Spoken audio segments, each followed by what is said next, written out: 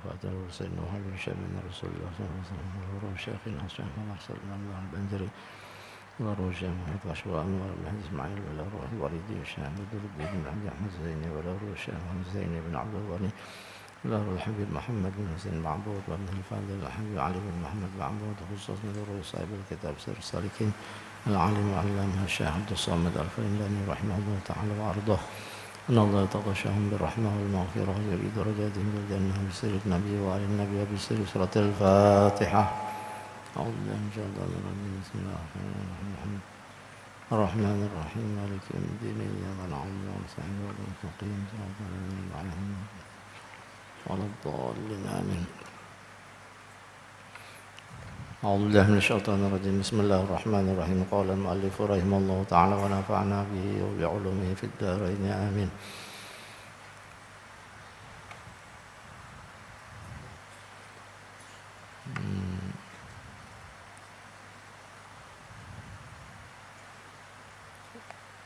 Dan dari karena inilah berkata Syekh Al-Arif Billah Al-Alim Ar-Rabbani Husain bin Abdullah Ba'fadhal rahimahullah ta'ala dalam kitabnya yang bernama Al-Fusulul Fatihiyah Wan Nafahatir Ruhiyah, dengan kata beliau Qad taqarrara madhhabus sufiyyati al-yawma كتقرير سائر المذاهب وصار مذهبا مستقلا بأصوله وفروعه وأحكامه وسائر ما يتعلق به، فمن أراد تحقيقه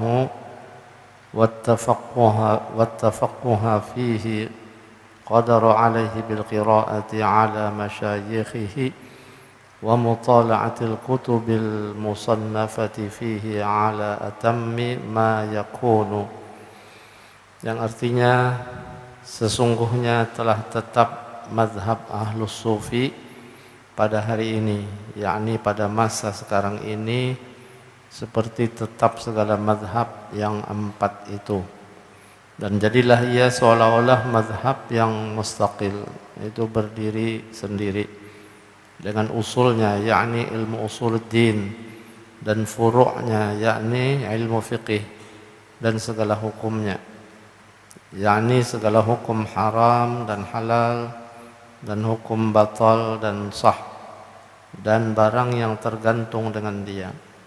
Maka barang siapa berkehendak akan mengetahui segala hakikat ilmu itu, dan berkehendak memahami akan barang yang di dalamnya itu, nescaya kuasa ia atasnya dengan membaca segala kitab yang dikarang oleh masyayikh Ahlus Sufi,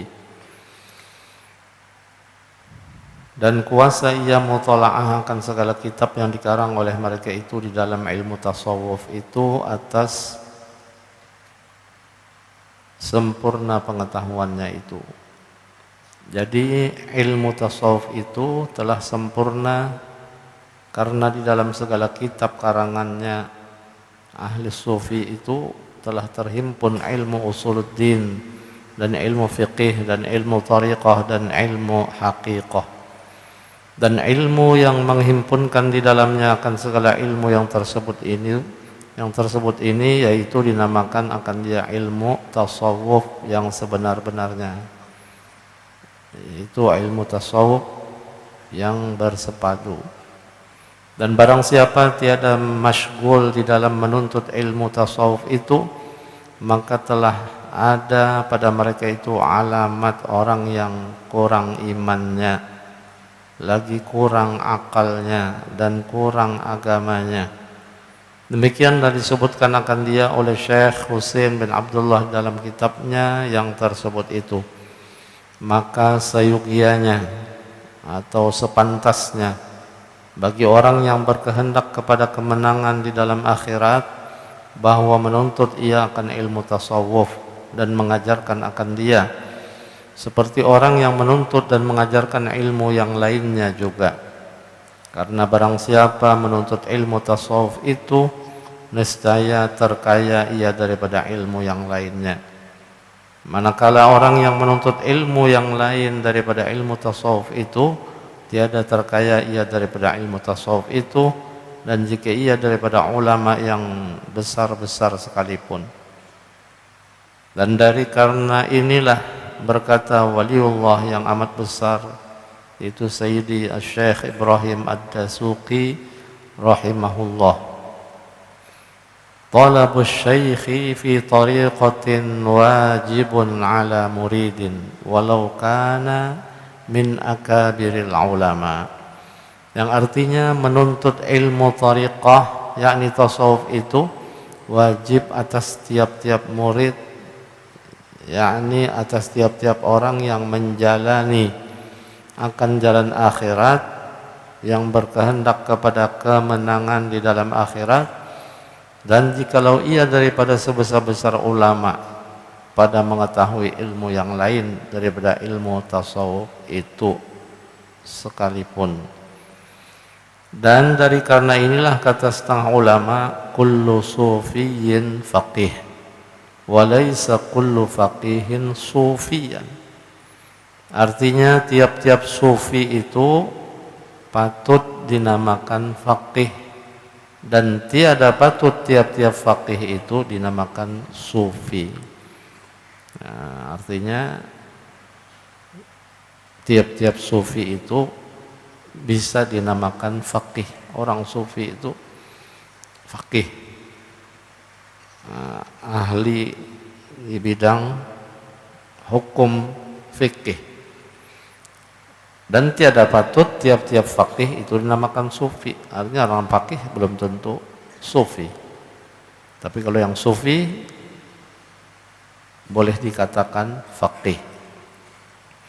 yakni tiap-tiap ulama ahli sufi itu ada padanya mengetahui ilmu fiqih. Nah, bila ada orang ahli sufi, pasti sudah dalam dirinya ada ilmu fiqihnya. Dan tiada lazim atau belum tentu ulama ahli fiqih itu mengetahui ia akan ilmu tasawuf. Karena ilmu fiqih itu dimisalkan oleh ulama seperti kulit. Kulit apa itu? Kulit niur. Niur di sini. Kulit niur. Yang di luar. Dan ilmu tasawuf, yakni ilmu tariqah itu seperti kulit yang di dalam.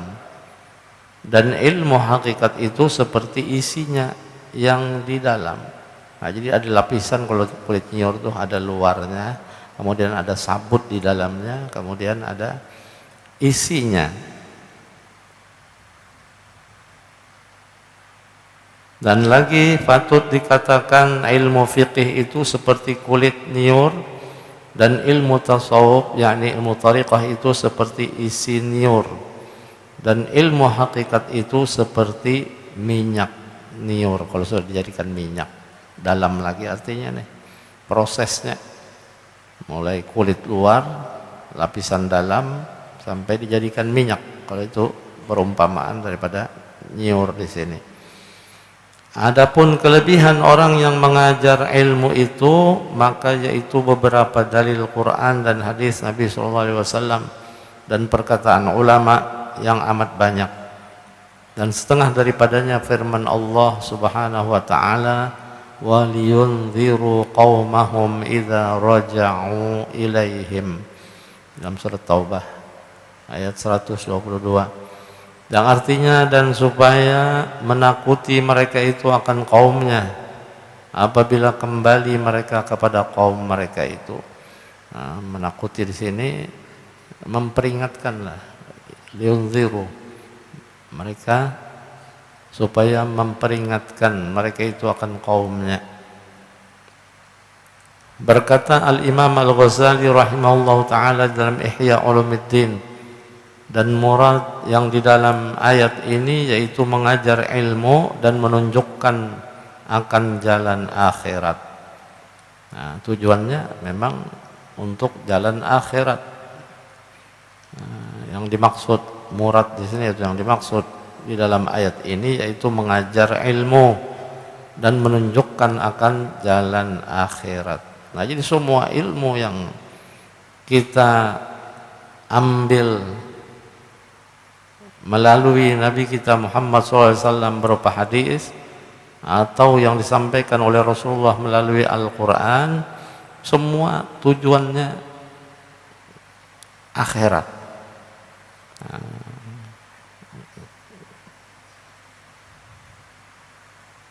Kada untuk dunia aja. Tapi kalau sudah ilmu akhirat yang dikaji, yang dituntut dan diamalkan, ilmu dunia pasti ikut.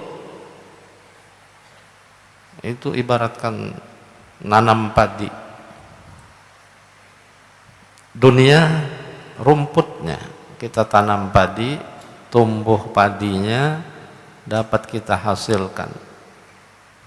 Di samping padi ada tumbuh rumput walaupun kita tidak menghendakinya. Malahan kadang kita barasihi, nah, ada rumput kita cangkuli, kita cabuti. Itu dunia. Kalau kita menuntut akhirat, dunia ikut. Tapi kalau kita menuntut dunia, akhirat tidak mungkin ikut.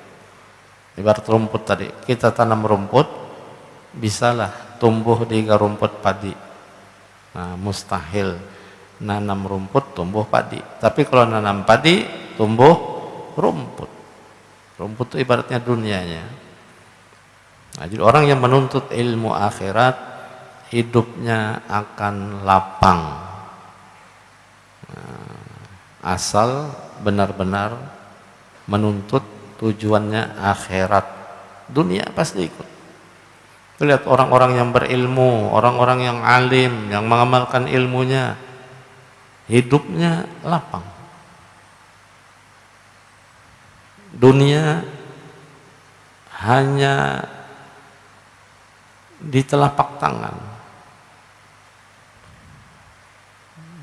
Hidup untuk akhirat.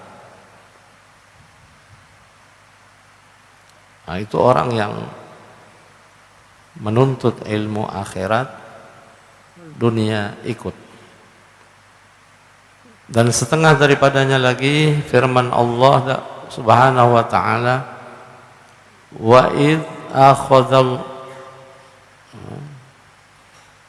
akhadallahu mitsaqal ladzina utul kitaba latubayyinunnahu lin-nasi wa la taktumunah. Dan artinya, dan ketika Allah Ta'ala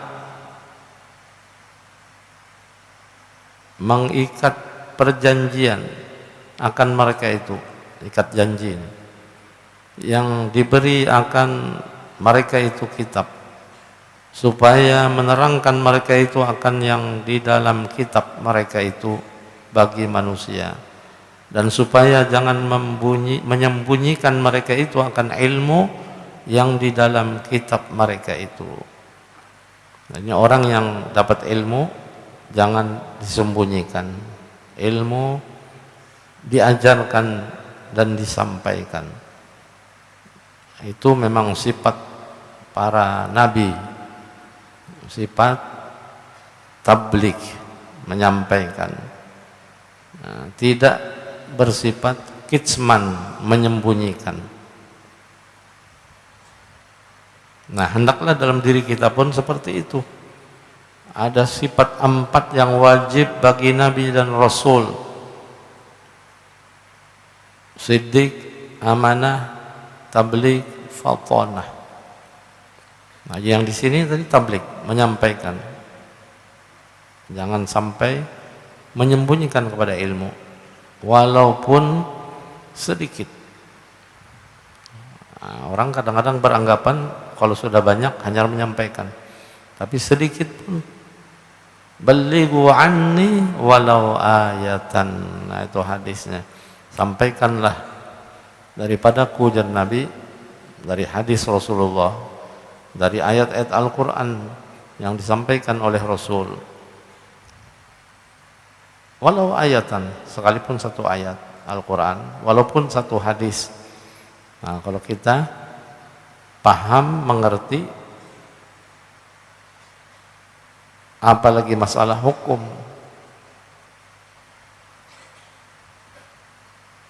tapi dikaji yang benar.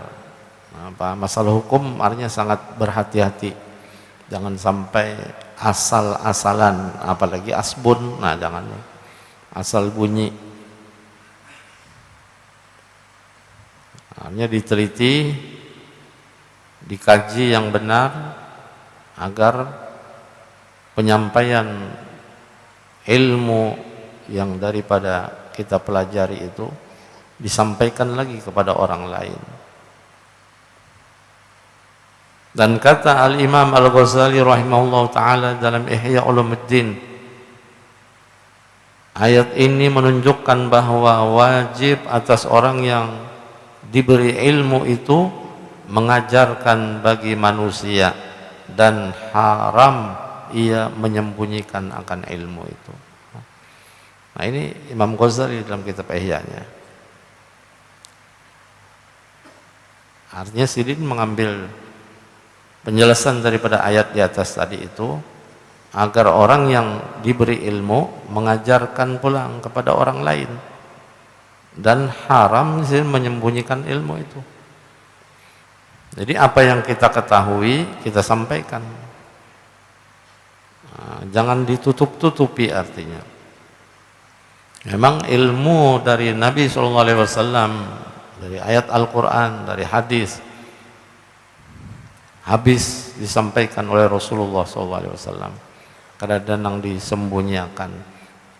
Jadi kalau ada yang berpahaman bahwa Nabi kita masih ada menyembunyikan ayat, nah itu jangan dipercaya, tolak. Itu aliran berarti sesat, menyesatkan. Ada nangwani itu, madahkan Nabi kita kada habis menyampaikan Al-Quran. Sebetulnya jar Al-Quran itu 40 juz. 40 juz Al-Quran. 30 jangan disampaikan Nabi aja. Padahal nang 10 itu nang intinya aja, nang disimpan Sidin aja. Nah ujung-ujungnya menandak tahu aja, nang 10 itu kena belajar tengah malam lawan aku. Nah ya itu tuh ya mulai itu nang tengah malam tuh belajarnya.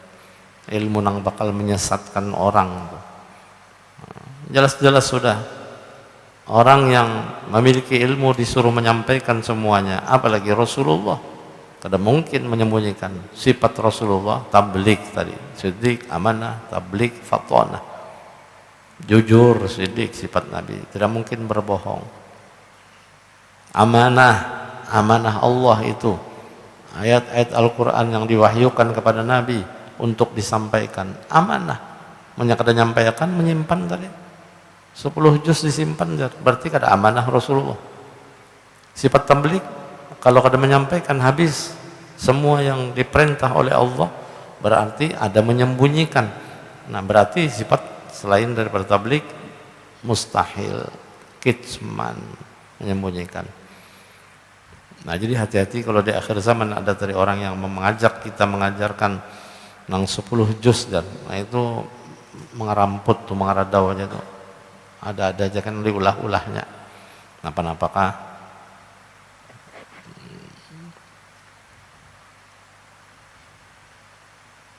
Nah jadi sudah jelas lah Imam Ghazali dalam kitab Ihya Sidin menunjukkan bahwa ayat ini Sidin wajib atas orang yang diberi ilmu itu mengajarkan kepada manusia pulang, jangan disimpan. Malah di sini dan haram ia menyembunyikan akan ilmu.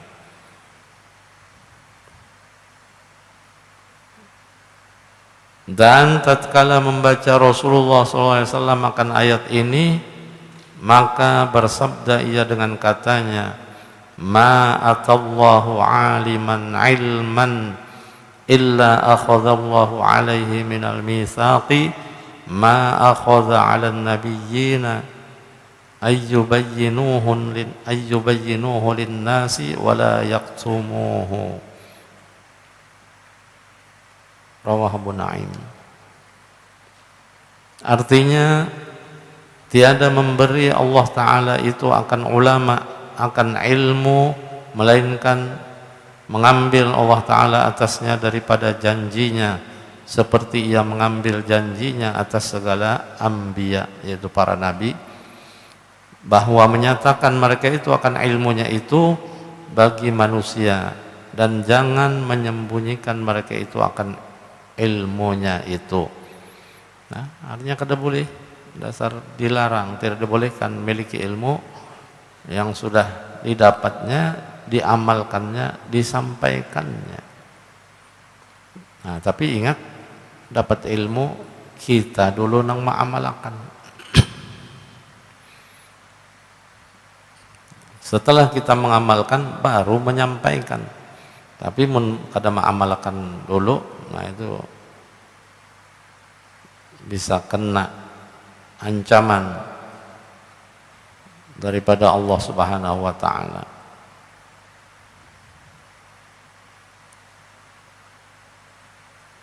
Lima taquluna ma la taf'alun kabura maqtan 'indallahi an taqulu ma la taf'alun. Itu ancamannya. Dosanya besar yang kalian bisa menyampaikan tapi tidak mengamalkan. Dan setengah daripadanya itu lagi firman Allah Ta'ala, ud'u ila sabili rabbika bil hikmati wal mau'izatil hasanah.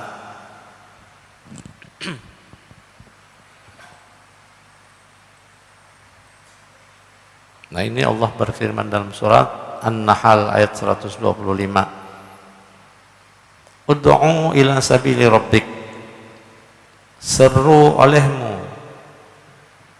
panggil olehmu, ajaklah akan manusia kepada jalan Tuhanmu dengan ilmu, hikmah, dan pengajaran yang baik. Nah, ini kita disuruh mengajak orang, membawai orang dengan ilmu hikmah, bil hikmah, dan mau'izatil hasanah.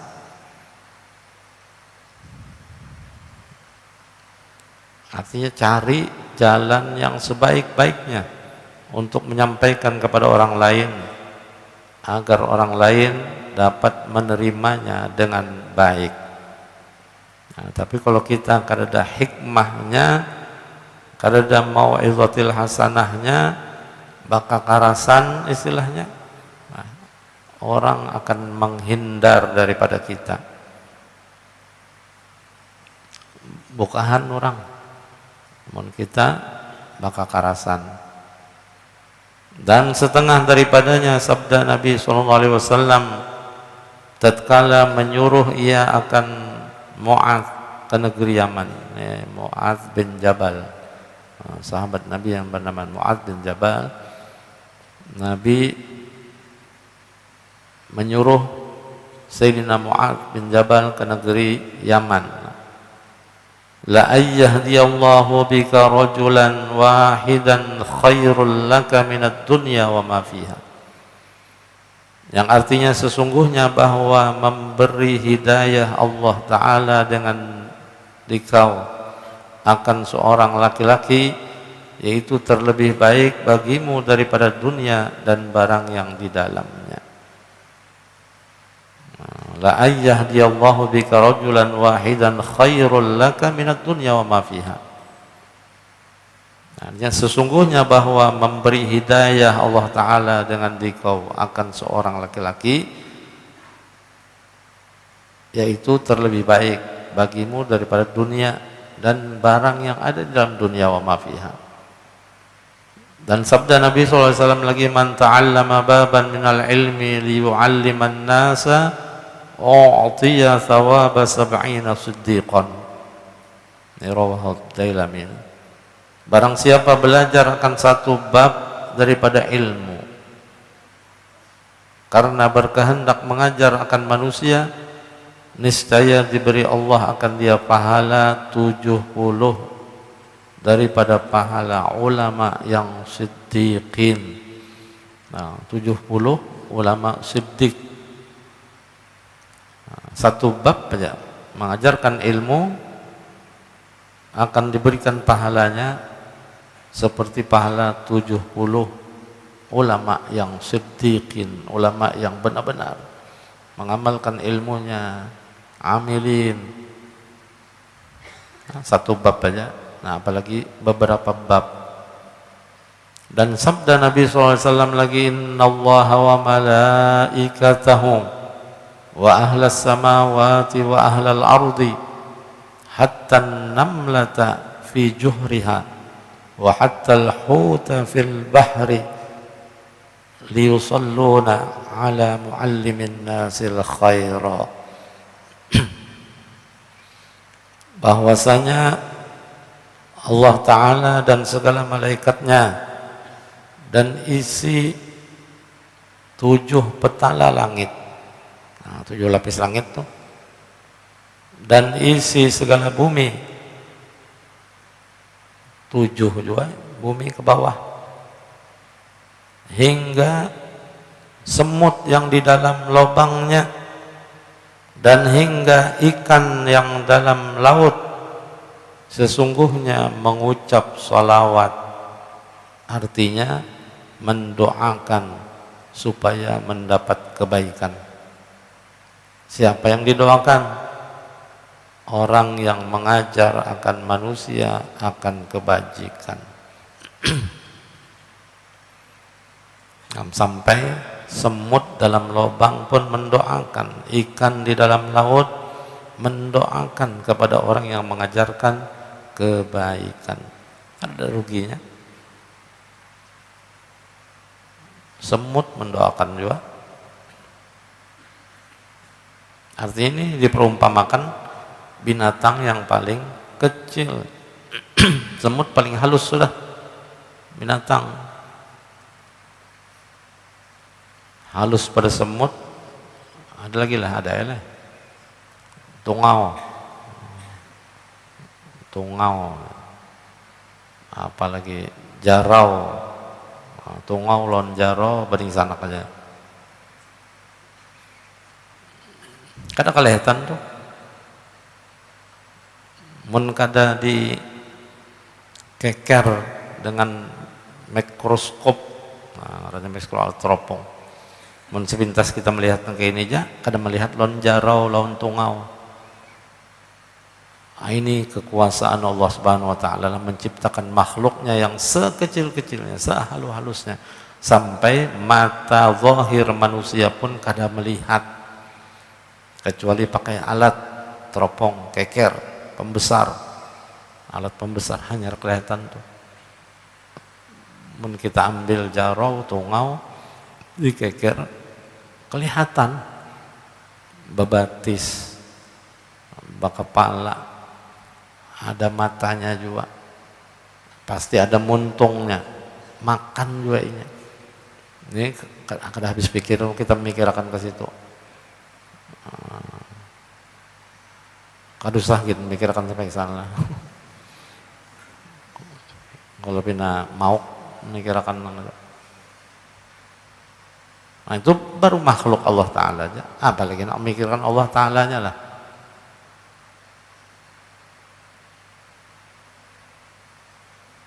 Makhluknya. Tapi kita kada terpikir kadang-kadang. Nah, kalau sudah terpikir sampai ke situ, pasti akan sadar dengan kekuasaan Allah. Kada usah jarau tungau tadi lah. Samut aja tuh kalau kita pikir. Nah, kayak apa?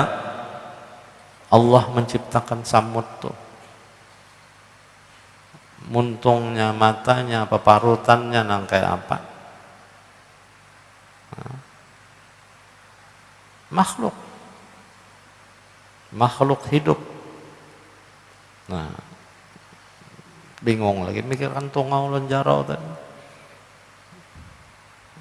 Mangkat ayam di ketaraan, begaru kita, begiruh, gatal, bendanya kada melihat, nang meigut tuh, tapi mun dikeker dari periksa kelihatan, hama, jarau, tungau tadi itu kelihatan, berjalan, bebatis juga. Nang kayak apa Allah Ta'ala menciptakan tuh. dan dijamin rezekinya. Semua makhluk hamba dijamin oleh Allah. Jadi bukan hanya kita manusia, tapi binatang pun. Wa ma min dabbatin fil ardi illa 'ala Allahi rizquha. Nah, ini binatang-binatang dapat rezeki dari Allah. Nah, apalagi kita sebagai manusia yang kurang yakin kadang-kadang dengan rezeki yang kita dapat.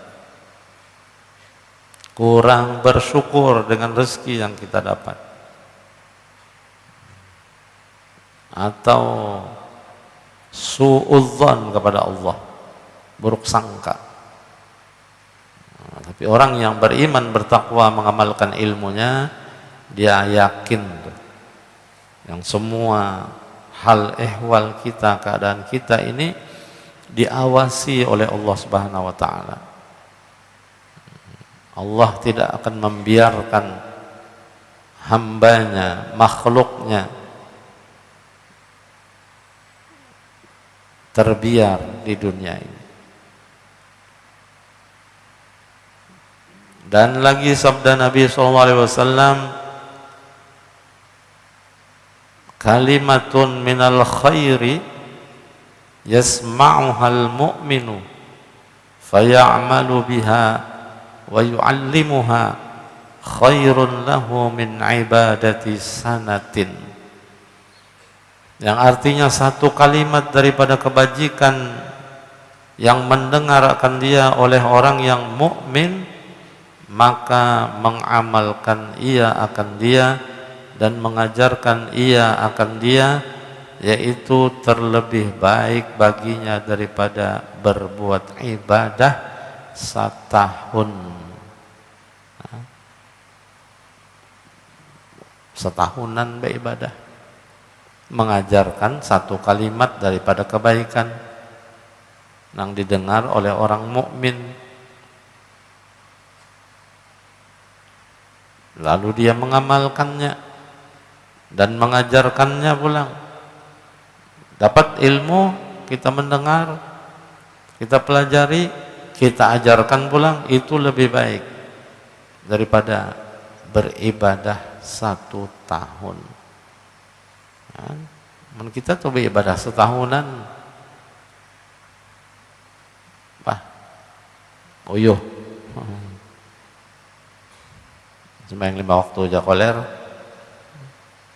mangkai pandak setahun penuh. Nah, dengan mudahnya Allah memberikan pahala ibadah lebih daripada setahun tadi itu. Berbuat baik, hanya mengajarkan ilmu. Dan lagi sabda Nabi SAW, idza mata ibnu adama inqata'a amaluhu illa min thalathin, ilmin yuntafa'u bihi wa sadaqatin jariyatin wa waladin salihin yad'u lahu.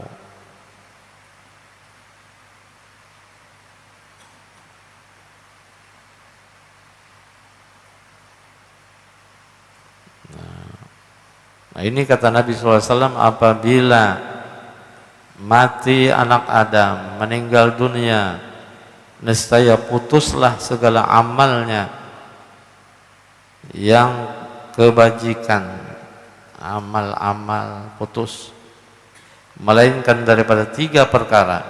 Ada 3 nang kada putus, mati putus semua amal. Nah, itu yang sudah kita alami, kita saksikan. Saudara-saudara kita, handai taulan kita yang meninggal terlebih dahulu. Nah, diambil oleh Allah nyawanya, putus, kada ada lagi bisa berbuat apa-apa, kaku badan, beku.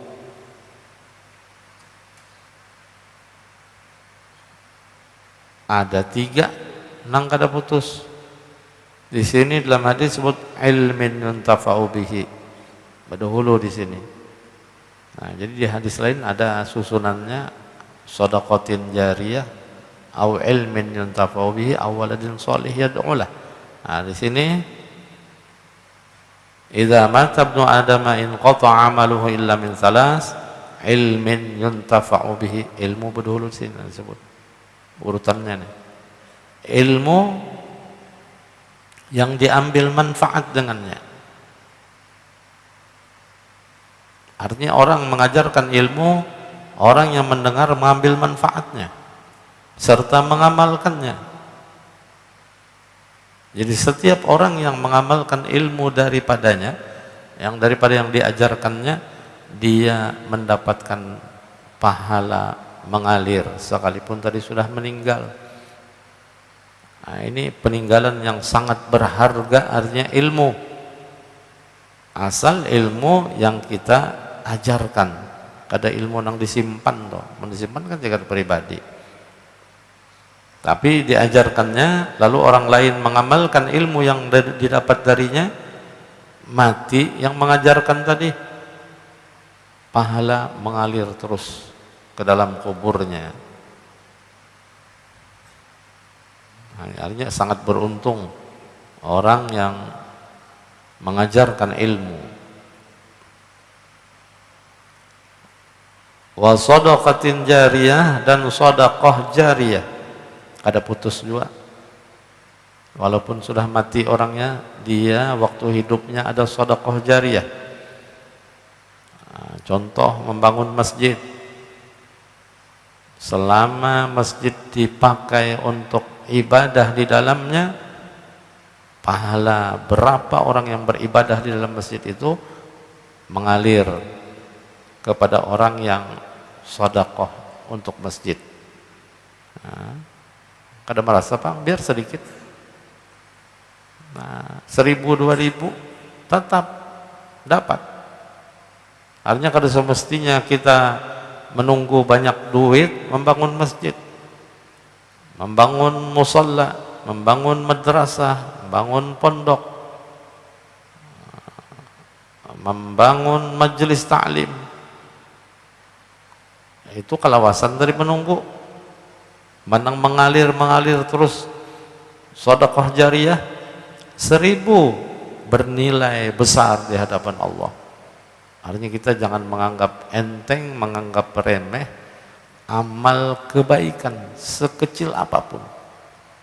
Karena Allah sudah menjelaskan dalam Al-Quran, فَمَنْ يَعْمَلْ مِثْقَالَ ذَرَّةٍ خَيْرًا يَرَهُ وَمَنْ يَعْمَلْ مِثْقَالَ ذَرَّةٍ شَرًّا يَرَهُ. Siapapun orang yang beramal mithqala dzarratin, seberat zarrah. Nah, ini tadi sudah diumpamakan yang paling kecil. Zarrah ini benda yang paling kecil. Ada yang menafsirkan tidak dapat dilihat dengan mata tadi itu. Saking kecilnya, pakai alat, pakai mikroskop baru kelihatan. Nah, sekecil itu, ya seperti tungau dari jarau halusnya. Beramal seperti itu halusnya, sedikitnya, artinya terlalu dikit benar. Khairan, kebaikan yang dibuatnya. Ya rohu, dia akan melihatnya nanti itu. Kebaikan yang dia buat, sekecil itu. Artinya mau duit 1.000, besar udah dianggap. Kelihatan tuh ribuan. Nah, apalagi di atas pada 1.000, apalagi dia kau membangun sebijian. Nah, ini yang disebut sedekah jariyah. Sekecil apapun kebaikan, dia akan nampak, tercatat artinya itu kebaikan. Nah, kadang kita remeh lah. Nah, kadang rasa supan lah, membuat duit celengan 1.000, nah, supan nukupi lontangan. Apalagi duit benggolan 6 bulat, celengannya pulang besi, tepuk bunyi nyaring mana kelenteng.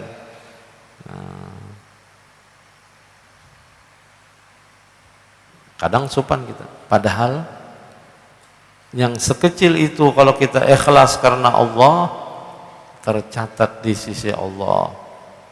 Faman ya'mal mithqala dzarratin khairan yarah wa man ya'mal mithqala dzarratin syarran yarah. Begitu juga sebaliknya. Amal jahat, perbuatan jahat sekecil zarrah pun, sehalus-halusnya benda tadi. Nah, ada yang menafsirkan tuh seperti debu. Nah, debu kadang ada kelihatan kita melihat debu. Kadang ada rasa gatal di awak, akhirnya bekas kena debu. Nah, sekecil itu berbuat kejahatan, ya rohu, tercatat, dia akan melihat nanti itu, akan mempertanggungjawabkan segala amal perbuatannya.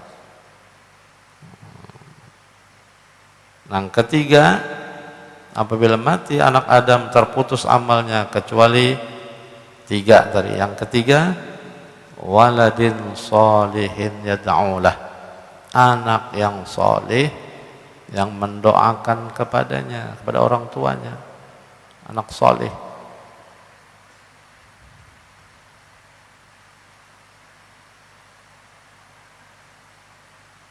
Nah ini untung pulang ada bisi anaknya soleh yang kita didik.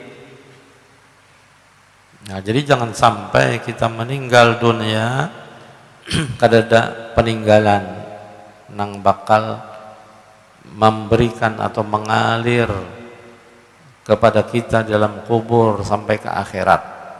Nah, amal jariah yang baik.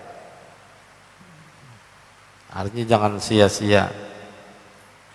Ilmu mumpung masih ada, ulama, guru mumpung masih ada. Kalau sudah kadada lagi namanya salah setengah mati. Ini ulama kita satu persatu sudah diambil oleh Allah. Yang baru-baru tadi ulama sepuh, Tuan Guru Kiai Haji Masdar, ulama sepuh, 80 tahun lebih sih nomor. Nah, itu sekelas Tuan Guru, Abah Guru sekumpul. Nah, jadi memang beginilah sudah keadaan akhir zaman, satu persatu diambil oleh Allah Subhanahu wa taala orang yang baik-baik. Kenapa jadi begitu? Nah, ini ada kata hikmah ucapan Al-Imam Al-Hasan Al-Basri. Qala Al-Imam Al-Hasan Al-Basri radhiyallahu an, inna min asyratis sa'ah ayyatiyal mautu khiyarakum fayulqituhum kama yulqitu ahadukum atayibar rutabi minat tabaqi. Ini kata Imam Hasan Al-Basri berucap, sesungguhnya di antara tanda-tanda kiamat adalah datangnya kematian kepada orang-orang yang baik di antara kalian. Nah, ini tanda kiamat di antaranya datangnya kematian kepada orang-orang yang baik di antara kalian. Nang baik-baik, nang bagus-bagus, nang hebat-hebat, nang alim-alim, matian berdahulu.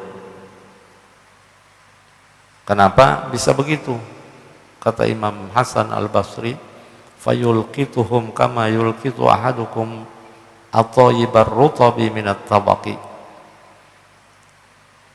Tanda-tanda kiamat datangnya kematian kepada orang-orang yang baik, sehingga kematian menjemput mereka sebagaimana salah seorang dari kalian memungut kurma yang baik-baik dari nampan. Kalau nampan talam, bobok dari wadahnya, dari cepernya.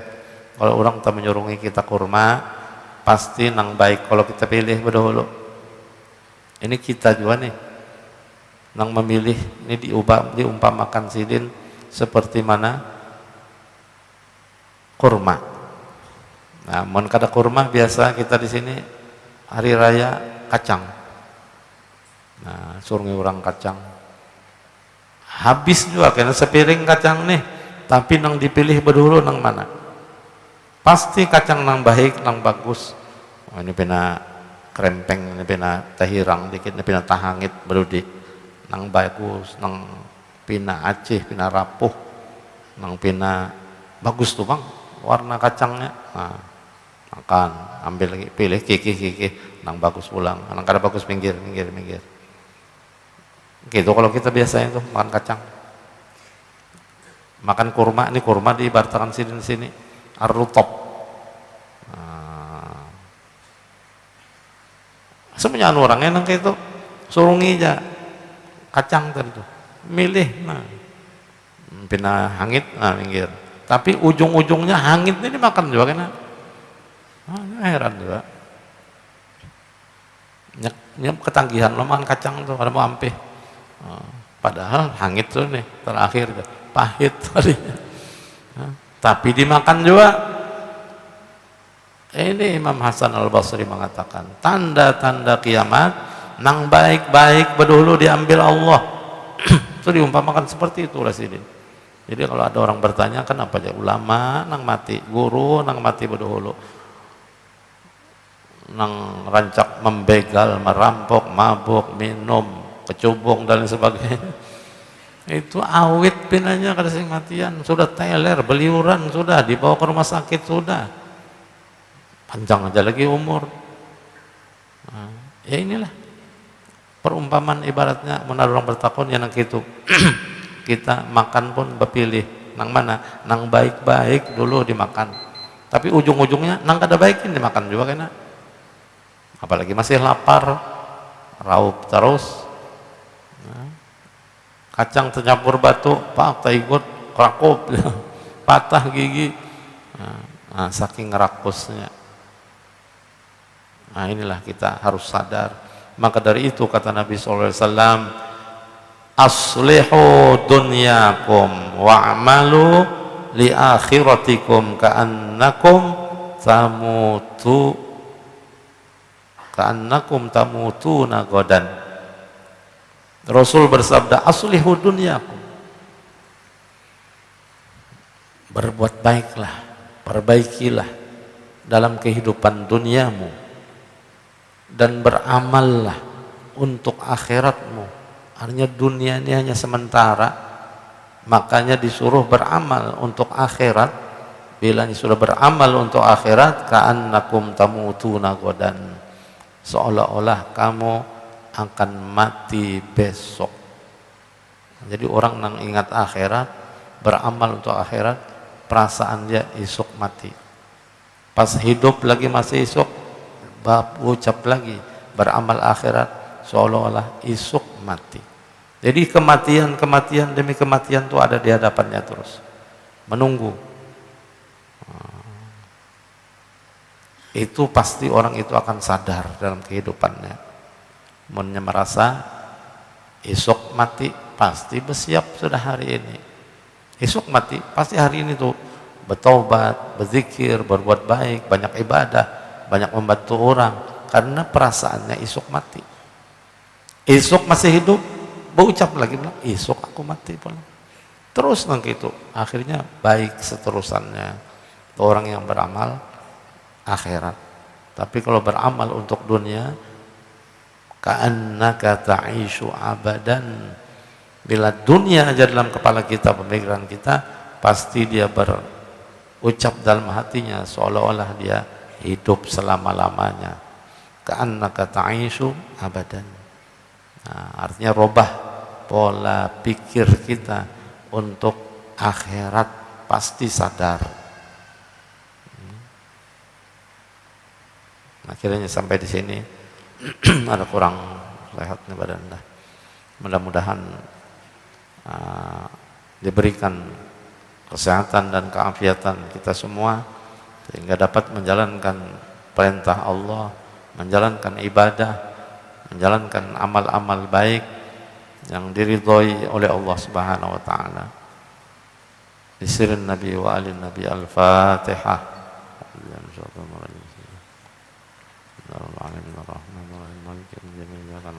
نستعين صراط الذين أنعمت عليهم غير المغضوب عليهم ولا الضالين آمين بسم الله الرحمن الرحيم الحمد لله رب العالمين اللهم صل على سيدنا محمد وعلى آله وصحبه أجمعين اللهم انفعنا ما علمتنا اللهم انفعنا ما علمتنا اللهم انفعنا ما علمتنا وزدنا علما ونورا وفهما وحكمة برحمتك يا أرحم الراحمين صلى الله على سيدنا محمد وعلى آله وسلم والحمد لله رب العالمين سبحانك اللهم وبحمدك أستغفرك وأشهد أن لا إله إلا أنت أستغفرك وأتوب إليك